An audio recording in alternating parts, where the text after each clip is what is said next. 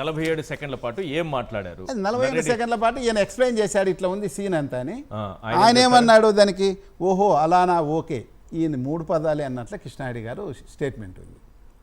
Sir ఇప్పుడు ఒక murder కాకపోతే మర్డర్ హత్య అనుమానం కూడా ఉండొచ్చు. అనుమానాస్పదంగా ఒక ఇంట్లో వ్యక్తి చనిపోతే కాల్ చేస్తే ఓహో అవునా అలాగా అని రిప్లై ఉంటుందా? వెంటనే దానికి రియాక్షన్ ఉంటుందా? ఏ స్థాయిలో ఉంటుంది? అది ఆ సందర్భం బట్టి ఉంటుంది. మరి కృష్ణారెడ్డి స్టేట్మెంట్ ఆయన ఏం రిప్లై ఇచ్చినాడని మాత్రం అదే ఉంది. ఎందుకంటే ఆ 3 పదాలేనా? ఓహో అలానా ఓకే, అలానా ఓహో అలానా ఓకే, రైట్, అంతే. 47 సెకండ్సే కాల్ ఉండేది, దీర్ఘంగా కూడా మాట్లాడలే. ఈయన ఎక్స్ప్లెయిన్ చేసేకే అరగంటకు పైన, అర నిమిషానికి పైన పట్టింటది, 40 మినిట్స్ మినిమం బట్టి ఉంటుంది. ఆ 2 సెకండ్లో 7 సెకండ్లో ఆయన ఓహో అలానా సరేలే అని ఫోన్ పెట్టేయడం జరిగింది. ఈ ఫోన్ పెట్టేసిన తర్వాత వెంటనే ఏం చేశాడు ఆయన, నెక్స్ట్ బాస్ శివప్రకాష్ రెడ్డికి ఫోన్ చేస్తాడు. అంటే మొత్తం వ్యవహారాలను చూసేది ఇంటికి పెద్ద దిక్కు ఉన్నట్ల. ఆయనకు ఫోన్ చేస్తే ఆయన ఫోన్ ఎత్తలే. తర్వాత ఆయన భార్యకు ఫోన్ చేశాడు ఈయన కృష్ణారెడ్డి, ఎత్తలే. తర్వాత వాళ్ళు 6:18కి నరెడ్డి శివప్రకాష్ రెడ్డి ఆయన భార్య మిస్డ్ కాల్స్ ఉన్నాయి కదా, ఈయనకి కృష్ణారెడ్డికి ఫోన్ చేశారు. వాళ్ళు కాల్ బ్యాక్ చేశారు. అది 78 సెకండ్స్ కాల్ ఉంది. అది సీన్ నుంచి ఎక్స్ప్లెయిన్ చేశాడు. బాగా కన్ఫ్యూజ్లో ఉన్నాడు, ఓన్ ఏడుస్తూ ఉన్నాడు కృష్ణారెడ్డి, ఇంకా దుఃఖం ఆపలేకుండా ఉన్నారు ఆయనకి. పక్కన ప్రకాష్ ఉన్నాడు. సార్ ఈ విధంగా అయిపోయింది అనా అని అంతా ఎక్స్ప్లెయిన్ చేసి 78 సెకండ్స్ మాట్లాడినారు. మాట్లాడిన తర్వాత ఫోన్ పెట్టేసిన తర్వాత జస్ట్ బయటకు వస్తున్నారు. అంటే హాల్లో చూస్తున్నారు ఏముంది అని. కొంత బ్లడ్ ఉంది ఆడ మంచం పక్కన. ఆ పక్కన బ్లడ్ చివరిన ఒక పేపరు బ్లడ్లో పడి ఇట్లా, అంటే కొన ఇట్లా ఎడ్జ్ దాన్ని బ్లడ్కి ఆనుకొని ఒక పేపర్ పడింది. తర్వాత టేబుల్ ఇది మన సోఫా మీద ఆయన ఫోన్ ఉంది సార్ది. ఆ ఫోన్ తీసుకొని జోలో పెట్టుకున్నాడు కృష్ణారెడ్డి. ఆ పేపర్ తీస్తే అది మన డాక్టర్ సునీత గారి మ్యారేజ్ సర్టిఫికేట్ ఫోటోస్టాట్ కాపీ ఒకవైపు, వెనక వైపు సార్ హ్యాండ్ రైటింగ్ ఉంది. అది అంటే మామూలు ఫ్రీగా రాసినది కాదు, చాలా డొరెస్లో అని ఏదో మన ఇచ్చారు వాళ్ళు ఫారెన్సిక్ సైన్స్. హ్యాండ్ రైటింగ్ అయిందే, అత్యంత భయోత్పాదకమైన పరిస్థితుల్లో రాశారని ఇచ్చారు వాళ్ళు. ఏముంది అందులో? దాంట్లో మా డ్రైవర్ని డ్యూటీకి తొందరగా రమ్మన్నానని నన్ను చచ్చేలా కొట్టాడు. ఈ లెటర్ రాసేకి చాలా కష్టపడ్డాను. డ్రైవర్ ప్రసాద్ను వదిలిపెట్టొద్దు అని మళ్ళీ ఒక కార్నర్లో డ్రైవర్ని వదిలిపెట్టొద్దు, ప్రసాద్ పేరు లేకుండా డ్రైవర్ని వదిలిపెట్టొద్దు, వివేకానంద రెడ్డి అని సంతకం చేశారు. సంతకం అయింది, హ్యాండ్ రైటింగ్ అయింది. ఇది నేనేమో నా సొంతంగా చెప్పడంలే, ఈ నరేడ్ రాజశేఖర్ సునీత స్టేట్మెంట్స్ కూడా ఉన్నాయి. అన్ని స్టేట్మెంట్లు నేను చదివే చెప్తాను. ఇన్వెస్టిగేషన్లో వాళ్ళు సిబిఐకి ఇచ్చిన ఇన్వెస్టిగేషన్లో అన్ని ప్రతి స్టేట్మెంటు ప్రతి లైను చదివే చెప్తున్నా నేను. వీళ్ళు ఈ విషయం తెలిస్తేనే భార్య భర్త అమ్మకు తెలియకుండగా ఏదో వరండాలోనో సైడ్కి పోయి కొంచెం ఇద్దరు డిస్కస్ చేసుకుంటున్నారు, ఈమెను అవాయిడ్ చేసి. సౌభాగ్యమ్మకు అప్పటికే ఈయన ఫోన్ చేసి ఉన్నాడు కదా కృష్ణారెడ్డి లేవలేదని డౌట్ వచ్చి సౌభాగ్యమ్మ 6:19:53 కృష్ణారెడ్డికి ఫోన్ చేసింది. అది 78 సెకండ్ల కాలు. అది కూడా ఆయనకు ఫోన్ చేసి ఏం కృష్ణారెడ్డి ఏం జరిగిందంటే, అమ్మా సారు మనకు లేడు అని ఏడుస్తూ గట్టిగా రాజాకు ఫోన్ ఇవ్వమని అడిగాడు. ఎందుకంటే ఈ లెటర్ గురించి చెప్పాలి కదా, నెక్స్ట్ డెవలప్మెంట్. ఆమెకు ఫోన్ ఇస్తేనే రాజా ఇట్లా ఉంది లెటర్ అని లెటర్ టకటక చదివి వినిపిస్తారు. చదివిపిస్తే ఆయన ఫస్ట్ ఆయన చేసేది, ఆ లెటర్ చాలా ఇంపార్టెంట్. అది ఎవరి కళ్ళకు దొరకనీయకుండా, ఎవరు కంటపడకుండా సీక్రెట్ చేసి పెట్టు, దాన్ని దాచిపెట్టు. అంటే పోలీసు వాళ్ళతో ప్రాబ్లం, పోలీసు వాళ్ళకు కూడా వద్దు, నేను వచ్చినాక మేనేజ్ చేస్తాను, నేను చూసుకుంటాను, నువ్వు దాన్ని దాచిపెట్టు అంటే ఇంకేం చేస్తాడు ఆయన. వెంటనే ఆయన ఎద్దుల ప్రకాశం ఉన్నాడు కదా అబ్బాయి, ఆయనకి ఇచ్చి నీ స్కూటర్లో దాచిపెట్టుకో కొంచెంసేపు ఉంటాడు స్కూటీలో. సో కృష్ణారెడ్డి కూడా జోబులో పెట్టుకోలేదు. అది సార్ నాకు భయం అవుతుంది, అది మా బావుది స్కూటరు నాది కాదు అంటాడు. సరే ఓ పని చేయట్లయితే నువ్వు పోయి ఇది పోయి మా ఇంటి దగ్గర ఇచ్చిరా, ఎందుకంటే ఎవరికి కంటపడకుండా సీనా ఆఫీస్ నుండి దాచిపెట్టమని చెప్పారు కదా ఆయన. తన దగ్గర పెట్టుకుంటే కూడా ఇబ్బంది వేస్తుంది కదా. వెంటనే నువ్వు పోయి ఇంట్లో ఇచ్చిరా పోని అతనికి పురమాయిస్తాడు. ఆడు తన స్కూటర్లో పోయి భయపడితే ఈయన మోటార్ సైకిల్ ఇచ్చి పంపిస్తాడు. పంపించిన తర్వాత 6:21కి 6:21:58 మళ్ళీ శివప్రకాష్ రెడ్డి నుంచి ఫోన్ వస్తుంది. ఓకే. ఎవరికి? కృష్ణారెడ్డికే. అది 90 సెకండ్లు అంటే 1.5 నిమిషం. మొత్తం ఏం జరిగిందో అంతా చెప్పి ఆయనకు కూడా లెటర్ దొరికిన సంగతి, లెటర్లో విషయాలన్నీ కృష్ణారెడ్డి గారు చెప్తారు. కృష్ణారెడ్డి స్టేట్మెంట్ ప్రకారం 90 సెకండ్లు అది చెప్పేసి భయం అవుతుంది, నాకు ఏం చేయాలో నాకు దిక్కుదోచడం లేదు నాకు అని అంటాడు. ఎందుకంటే అయ్యన హైదరాబాద్లో ఉండిపోయారు, నరేంద్ర రాజశేఖర్ హైదరాబాద్లో ఉండిపోయి, అందరు హైదరాబాద్లో ఆయన ఒక్కడే, ఆయన వాళ్ళ బాగోగులు చూసేది ఆయన. అప్పుడు శివప్రకాష్ అంటే సరే నువ్వేం వరీ కావద్దు, నేను ఎవరినోని పంపిస్తాను నీ దగ్గరికి ఇప్పుడు అని చెప్తాడు. చెప్పి ఆయన ఇనాయతుల్లా అని వాళ్ళ టైపిస్ట్ ఉంటాడు అబ్బాయి, కృష్ణారెడ్డితో పాటే ఇంట్లో చాలా ముఖ్యం. ఆయనకు నరేంద్ర రాజశేఖర్ రెడ్డి, శివప్రకాష్ రెడ్డి ఇద్దరు కూడా ట్రై చేసినట్లున్నారు. చేసినప్పుడు ఆయన మసీదులు ఉంటాడు. మసీదు నుండి బయటకు వస్తేనే మిస్డ్ కాల్ చూసుకొని ఫోన్ చేస్తే, అరే అక్కడ ఏదో బాబుకి ఏదో అయిపోయిందంటే అర్జెంటు పో అని, చచ్చిపోయినాడని కూడా చెప్పలేదు. హడావిడిగా వచ్చేస్తాడు. అప్పటికి ఈ 6:21కి చెప్పిన తర్వాత 6:23:54 నరేడి శివప్రకాష్ రెడ్డి తమ్ముడు నరేడి రాజశేఖర్తో మాట్లాడతాడు. వాళ్ళిద్దరూ మాట్లాడుకుంటారు. 28 సెకండ్ల పాటు మాట్లాడుకుంటారు ఇద్దరు అన్న తమ్ముళ్ళు. తర్వాత 6:26:15 అవినాష్ రెడ్డి గారికి ఫోన్ చేస్తాడు ఈయన శివప్రకాష్ రెడ్డి. 6:26:15 ఓకే. అవినాష్ బావ చనిపోయినాడంట, ఇంట్లో నువ్వు అర్జెంటుగా అంట. అంతే ఆయన చెప్పింది. ఎవరు చేసింది కాలు? శివప్రకాష్ రెడ్డి. శివప్రకాష్ రెడ్డి కాల్ చేశారు.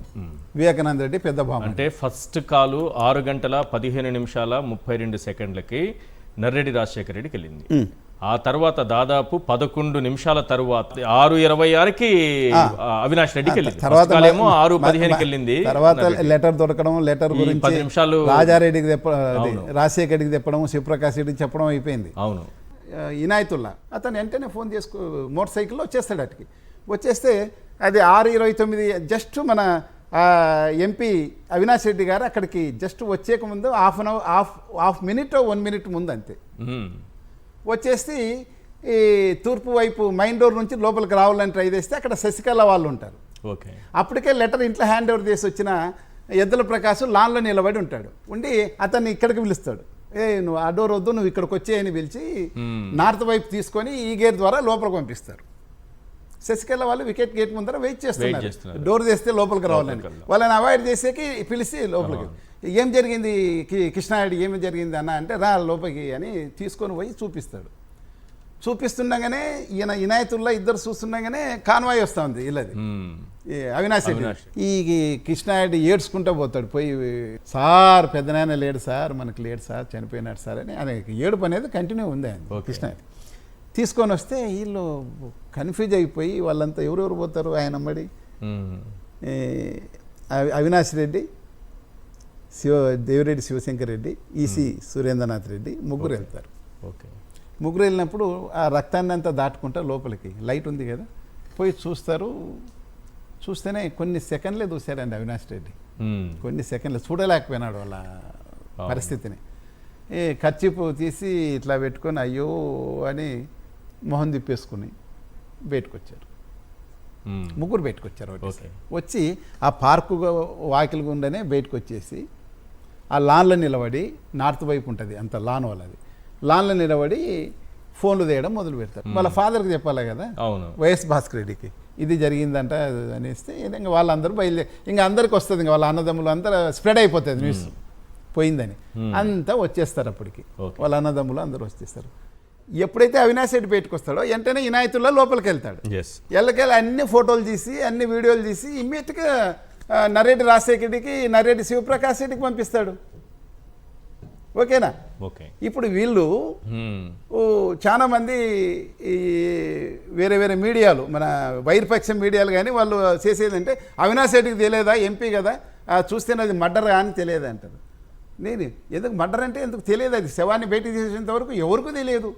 నేను ఒకటే క్వశ్చన్ వేస్తున్నా, ఈయన కొన్ని క్షణాలే, నిమిషం కూడా దూరలే, కొన్ని క్షణాలు చూసి అయ్యోని తిప్పేసుకొని బయటకు వచ్చి ఇట్లా జరిగిందని చెప్తున్నాను.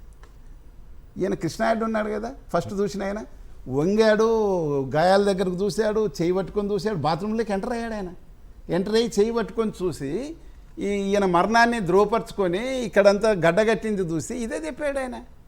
మరి ఆయనకు తెలుదా నరికి చంపినారనేది? గాయాలు ఆయన గమనించలేదా? గమనించే అవకాశమే లేదు. గమనించింటే ఆయన చెప్తాడు కదా వీళ్ళకు తల మీద ఇక్కడ ఇక్కడ ఇక్కడ అంత ఉందని.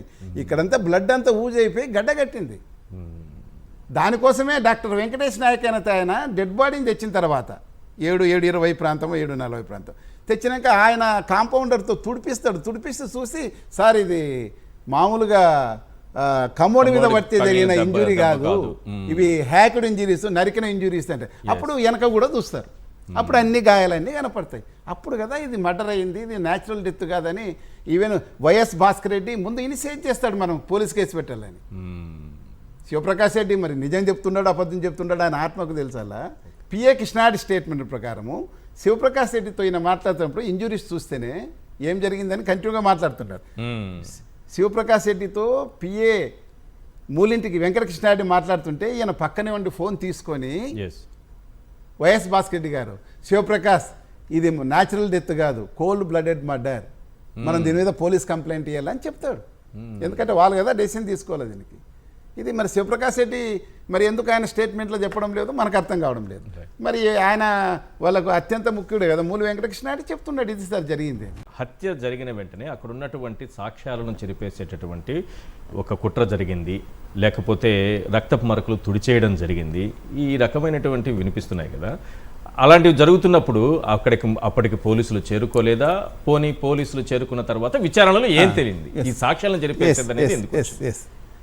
ఈ తను అవినాష్ రెడ్డి గారు వైఎస్ జగన్మోహన్ రెడ్డితో మాట్లాడుతూనే వాళ్ళ అమ్మతో మాట్లాడుతూనే ఈ పక్కన రాఘవరెడ్డి అని పిఏ ఉంటాడు, అరే ఇన్స్పెక్టర్ గెలుపు అన్నాడు. ఎందుకంటే ఆయన న్యాచురల్ డెత్ ఏదైనా విపరీతంగా వస్తారు కదా జనం.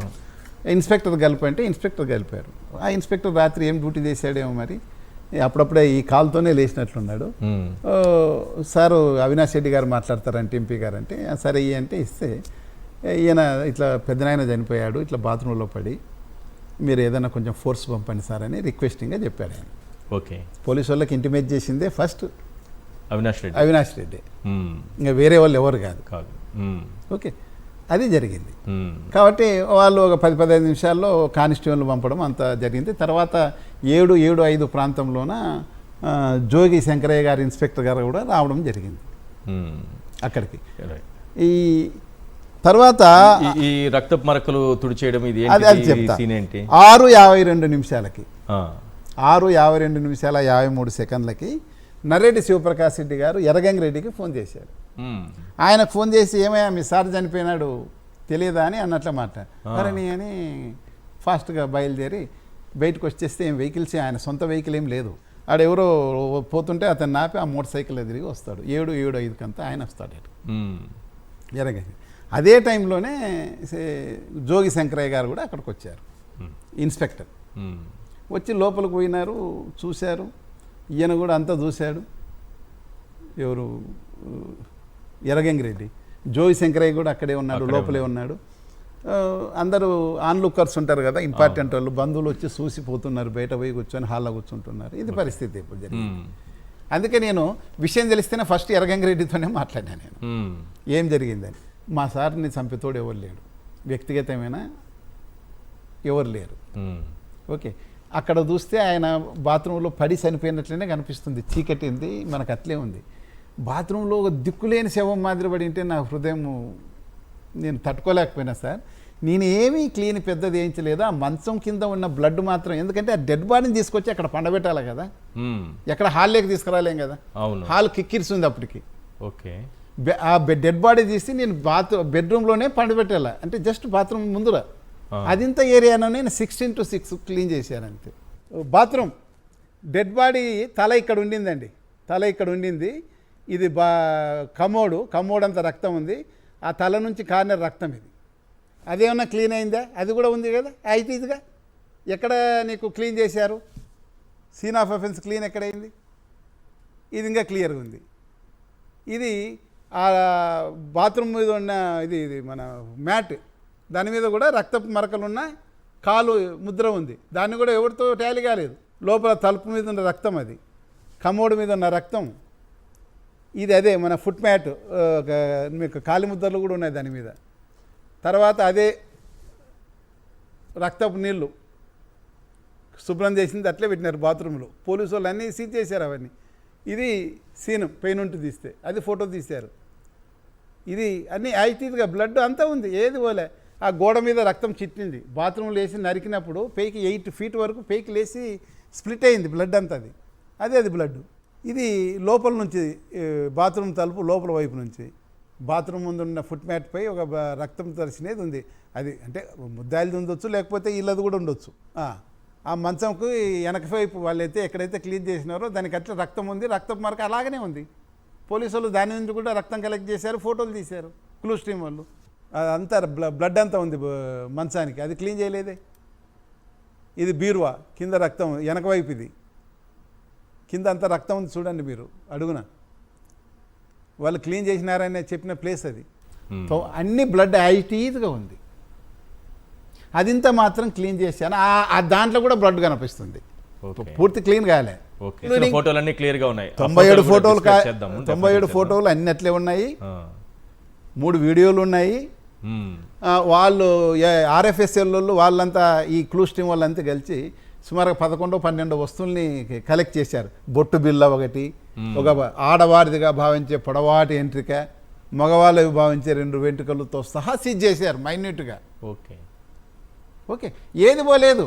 ఈ లూకే ఇది ఒక 201 అని ముందు రాశారు కదా, దానికి చేసుకుంటూ పోయారు. కానీ సిబిఐలు అసలు పొడవాటి ఆడవారి వెంట్రుకని ఇంతవరకు వెరీ చాలా మంచి ఎవిడెన్స్ అది. దాన్ని ఇంతవరకు DNA టెస్ట్ కూడా వేయించలేదు.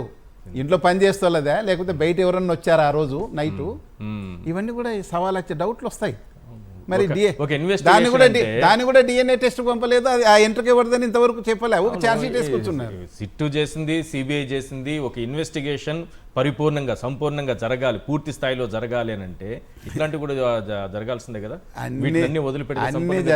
అన్ని జరగాల. కానీ ఒక విషయం సార్, దస్తగిరి ఏం చెప్పాడంటే ఈ మర్డర్ జరిగినటువంటి విధానాన్ని మొత్తం అతనే చెప్పాడు. ఎట్లా హత్య చేసామని మొత్తం చెప్పుకొచ్చాడు. నరికి చంపిన విధానం చెప్పాడు. ఒక కథల మొత్తం చెప్పుకొచ్చాడు. ఇందులో ఏమన్నా అనుమానాలు ఉన్నాయా ఎక్కడైనా? ఇప్పుడు ఒకటండి, ఈ ముద్దాయిలు గంగిరెడ్డి, A2 సునీల్ యాదవ్, A3 ఉమాశంకర్ రెడ్డి గజ్జల, A4 దస్తగిరి అయిన తర్వాత లేటెస్ట్ స్టేజ్లో కాన్స్పిరసీ స్టేజ్కి వెళ్ళి గజ్జల ఉదయ్ కుమార్ రెడ్డి అని అతను వాళ్ళ మీద సిబిఐ మీద కేసు పెట్టాడు, కొట్టింటే అన్ని ముద్దాయిని చేశారు. తర్వాత వైఎస్ భాస్కర్ రెడ్డిని, A7, A8 అవినాష్ రెడ్డి. అంతకన్నా మధ్యన గంగిరెడ్డి ఇతని స్టేట్మెంట్ మీద శివశంకర్ రెడ్డిని అరెస్ట్ చేశారు. ఓకే, వీళ్ళంతా టెక్నికల్ ఇన్వెస్టిగేషన్ అనేది చేసింది. వాళ్ళ ఫోన్ లొకేషన్స్ ఎర్రగంగిరెడ్డి గారిది, ఎర్రగంగిరెడ్డి ఇంట్లోనే ఉంది రాత్రి అంతా ఫోను. ఓకేనా? A2 సునీల్ యాదవ్ది, దస్తగిరిది ఈయన ఇంటి సమీపంలోనే ఉంది. ఎవరిది? వివేకానంద రెడ్డి ఇంటి సమీపంలో ఉంది. వాళ్ళ కన్ఫెషన్ బయట తాగినామంతా చెప్పుకుంటూ వచ్చారు. ఇంటి సమీపంలో ఉన్నా కానీ ఇంట్లో లేవు.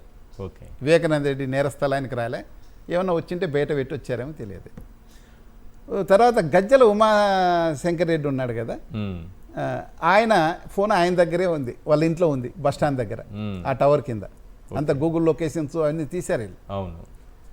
తర్వాత శివశంకర్, ఇది దేవిరెడ్డి శివశంకర్ రెడ్డి ఫోన్ వాళ్ళ ఇంట్లోనే ఉంది. ఆయన మూమెంట్ ఏం లేదు, రాత్రి అంతా ఇంట్లోనే ఉన్నాడు. ఉదయ్ కుమార్ రెడ్డి రాత్రి ఆయన ఇల్లు కట్టిస్తుంటే ఇసుక కోసం 2 మార్లు బస్ స్టాండ్కి వచ్చిపోయినాడు రాత్రి. తెల్లవారుదామున ఈసీ సురేంద్రనాథ్ రెడ్డి అనే ఆయన్ని, ప్రొఫెసర్ని తీసుకొని అవినాష్ రెడ్డికి ఇంటికి వచ్చాడు. అది ఈసీ సురేంద్రనాథ్ చెప్తున్నాడు, నా కోరిక మీదనే ఆడొచ్చి నన్ను తీసుకొని మోటార్ సైకిల్లో పోయి అక్కడ డ్రాప్ చేశాడని. వీళ్ళు ఏమంటారు, A5 వాళ్ళ ఇంట్లో ఉన్నాడు అవినాష్ రెడ్డి ఇంట్లో అని. A5ని చేసింది వీళ్ళే, ముద్దాయిని చేసింది వాడు ఉన్నాడు డైలీ వస్తాడు అతను. ఉదయ్ కుమార్ రెడ్డి డైలీ వస్తాడు, ఎందుకంటే అతనికి అభిమానం కాబట్టి, ఆయన లీడర్ అంటే వస్తుంటుంది అది పొద్దున. ఇక A5 YS Bhaskar Reddy phone ఆయన ఇంట్లోనే ఉంది, ఆయన నిద్రపోయాడు, స్విచ్ ఆఫ్ ఉంది. అవినాష్ రెడ్డి ఫోన్ ఆయన బెడ్రూమ్లోనే ఉంది, ఆయన గూగుల్ టేక్అవుట్ చూస్తే. ఇది జరిగింది యాక్చువల్గా. దస్తగిరి అన్నారు కదా, వీళ్ళు ఎవరు ఒప్పుకోలేదండి ముందు. వీళ్ళని అన్ని రకాలుగా చూశారు, ఒప్పుకోలేదు. కానీ వీళ్ళకి సంబంధించిన బంధువు ఒక పిల్లోడు అది నేను చెప్పను, ఎందుకంటే ఏమైనా ఫర్దర్గా చేస్తారేం కానీ. ఓకే. వాడిని ఏ జూన్లోనో జూలైలోనో ఇంటరాగేట్ చేస్తే కొంత క్లూ ఇచ్చాడు వాడు.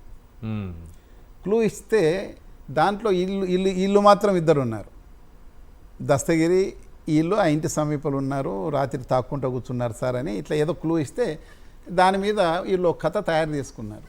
దస్తగిరికి అడిగారు నువ్వు అప్రూవర్గా ఒప్పుకోమని, ఉమాశంకర్ రెడ్డి అని అడిగారు, సునీల్ యాదవ్ అని అడిగారు.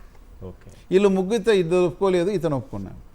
అది కూడా చాలా రోజుల తర్వాత అతని బ్రెయిన్ వాష్ చేసి ఒక 3 నెలల పాటు అతని వాళ్ళ మామ భార్యను తెచ్చుకున్నాడు అబ్బాయి. ఇతను ఒక 30 years ఆమెని, సబనా అని ఆమెను తెచ్చుకున్నాడు. ఈ అబ్బాయి 23 years తెచ్చుకున్నప్పుడు దస్తగిరి వాళ్ళిద్దరిని ఢిల్లీలో పెట్టుకొని ఉత్తరదేశ యాత్ర అంతా చేయించేసి వాళ్ళకి ఈ మనీతోనో సంథింగ్ మనీతోనేలే వాళ్ళని చేసి వాళ్ళకు ఒక ప్రామిస్ చేసి నిన్ను అరెస్ట్ చేయము, నిన్ను జైలుకి పంపము, నిన్ను ఓన్లీ సాక్షిగా పెట్టుకుంటాము, ఈ విధంగా నీకు అరెస్ట్ చేసి ప్రామిస్ చేశారు. ఎందుకంటే దీంట్లో విచిత్రమైన విషయం ఏమంటే 25/8/2021 రోజు ఈయన కన్ఫెస్ చేస్తాడు. ఓకే. దస్తగిరి ఇదంతా మేము చేసాం, ఇదంతా ఆ కథ ఏదో మళ్ళీ చెప్తాను. తర్వాత 31 కూడా చెప్తాడు, 30 చెప్తాడు. ఆ 2 కూడా సిబిఐ డిఎస్పి దీపక్ గౌర్ గారు రికార్డ్ చేశారు, మొత్తం 3 స్టేట్మెంట్లు. రెండో స్టేట్మెంట్ అదే రోజు చేశాడు, 20వ తేదీ. అప్పులు గిప్పుల గురించి రాశారు, దాంట్లో ఏం పెద్ద మెటీరియల్ లేదు మనకి. ఓకే.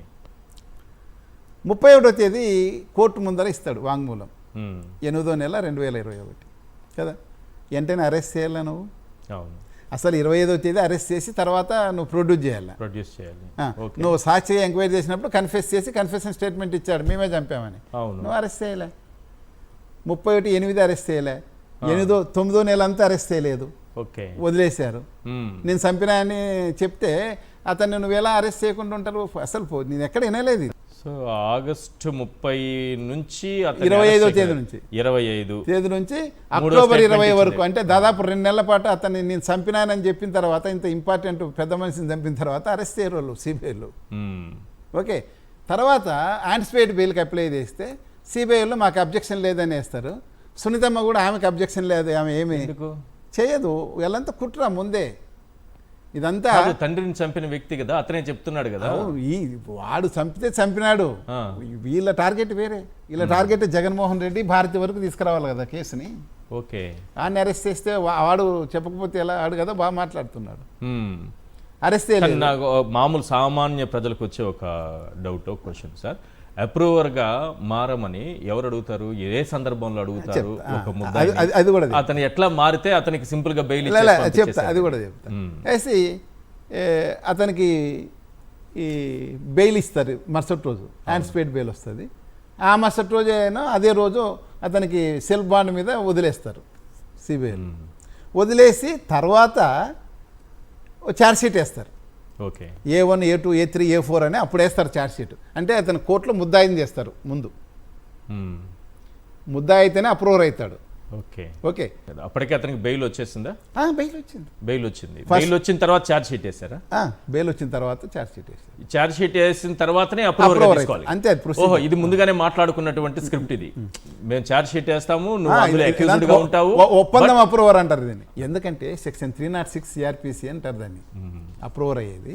దాంట్లో సబ్సెక్షన్ 4 ప్రకారం ఏముందంటే, ఒకవేళ ముద్దాయి లోపల ఉంటే, రిమాండ్లో ఉంటే, అప్రూవర్ అయితే ఈ కేసు ట్రయల్ అయిపోయి జడ్జిమెంట్ వచ్చేంత వరకు వాళ్ళు లోపల ఉండాలి. ఓకే. కాబట్టి ఇప్పుడు కూడా ఒకవేళ ఆయన లోపల అరెస్ట్ చేసి లోపలికి పంపి ఆయన అప్రూవర్ అయితే ఈ రోజు కూడా లోపల ఉండేవాడు. అసలు బెయిల్ పెట్టుకునే కూడా అర్హత లేదు. సో బెయిల్ ఇచ్చేసి బయటకు వచ్చిన తర్వాత ఛార్జ్ షీట్ వేసి అందులో అక్యూజ్డ్ గా చూపించి ఆల్రెడీ అప్రూవర్ గా మారుతారనే విషయాన్ని ఒక స్క్రీన్ ప్లే చేసి పెట్టారు. ఈ మధ్య గ్యాప్లోన ఈయనకు యాంటిసిపేట్ బెయిల్ వచ్చేంత లోపల సునీల్ యాదవ్ని, గజల ఉమాశంకర్ రెడ్డిని ఇద్దరిని అరెస్ట్ చేశారు. ఇంకా ఎర్రగంగిరెడ్డి ఆల్రెడీ బెయిల్లో ఉన్నాడు, అతన్ని అరెస్ట్ చేసే పనేం లేదు. ఫస్ట్ కంపల్సరీ బెయిల్ వచ్చింది 90 days అయిపోతున్నాయి. కాబట్టి A1, A2, A3, A4 అని ఒక ఛార్జ్షీట్ వేసేసి ఈ నవంబర్ 20 ఆ ప్రాంతంలో ఇతను అప్రూవర్గా పిటిషన్ ఫైల్ చేసి అప్పుడు కోర్టుతో ఈయన అప్రూవర్గా డిక్లేర్ చేయిస్తారు. అది జరిగింది. అంటే ఇది ఒక ఒప్పందం ప్రకారం జరిగిన అప్రూవర్. అతను ట్యూటర్డ్ విట్నెస్. వివేకానందరెడ్డిపై దాడి తరువాత నిందితులు ఆ ఇంట్లో దేనికోసం వెతికారు. 861 రోజుల తరువాత వాచ్మెన్ రంగన్న తన స్టేట్మెంట్ను ఎందుకు మార్చి చెప్పాడు? యజమాని హత్యను కళ్ళారా చూసిన తరువాత కూడా వాచ్మెన్ హాయిగా నిద్రలోకి జారుకుంటాడా? దాడిలో సగం మెదడు బయటకొచ్చాక, అరచేయి చీలిపోయాక కూడా పెన్ను పట్టుకుని లేఖ రాయడం సాధ్యమేనా? రామ్ సింగ్ ఇన్వెస్టిగేషన్ ఆఫీసర్గా ఛార్జ్ తీసుకున్నాక వివేకా కేసు ఎలాంటి మలుపులు తిరిగింది? సిట్ 1, సిట్ 2 ఇన్వెస్టిగేషన్లో కనిపించని అవినాష్ రెడ్డి పేరు రామ్ సింగ్ వచ్చాక ఎందుకు తెరపైకి వచ్చింది? నెక్స్ట్ ఎపిసోడ్లో ఇలాంటి భేతాల ప్రశ్నలకు సూటిగా సుత్తి లేకుండా సమాధానాలు రాబడదాం.